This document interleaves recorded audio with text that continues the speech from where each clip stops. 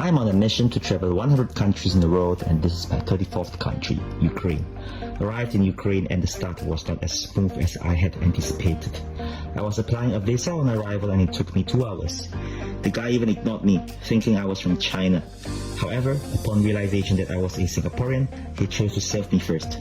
We chatted about the unemployment issue in 2018 and Ukrainians were being paid $50 on average. Him, with a double degree in engineering and political science, got paid $200 to be an immigration officer. Went on to explore the city and espressos were really cheap. 13 hryvnias were like 0.3 euros at the time. I got to take the metro and yet the remnants of the Soviet. The sight, the sound and the smell.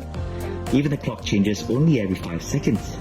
I then went to have a meal in Korytsa Kiev Cafe.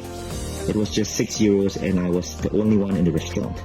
I was treated to a bunch of Soviet architectures and I ended up at Maidan Nezhalezhnosti. I saw people playing drums. I went onto the park and saw a piano being erected in the park and someone was playing piano too. Also made some observations that the lady in red will collect bus fare from someone. I guess this boosts employment rate. I think the highlight of Kiev architecture are all these golden top buildings. They are so beautiful. Had some Georgian dumplings and steak as well.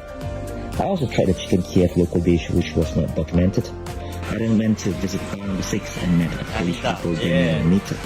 The bar was situated inside a barricaded with access cut building complex and denoted by a mysterious staircase leading to underground. So interesting. It was also known for its 3 euro drink, very well fire helmet, and they used alcohol to blow the helmet on your head. The last day in Kiev, I visited the Hydro Park and I saw a Soviet-looking bus. Before flying off, I went to Arsenal to see the deepest metro in the world. I was going 105.5 meters deep underground and it took me 5 minutes to take the escalator down. I then rushed to the designated venue to take a bus to the airport to rush back to Lithuania for dinner with my friends, but the bus never came. It was 6:45 p.m. and my flight was at 7:35 p.m. I was panicking, but thankfully, 2 strangers offered to hitchhike me to the airport for just 3 euros. I reached the airport at 7:15 p.m. They let me in via the diplomatic line and I darted to the plane. The Ukrainian then asked me on the plane if I could offer her my window seat. I gladly allowed. Chernobyl would then be on the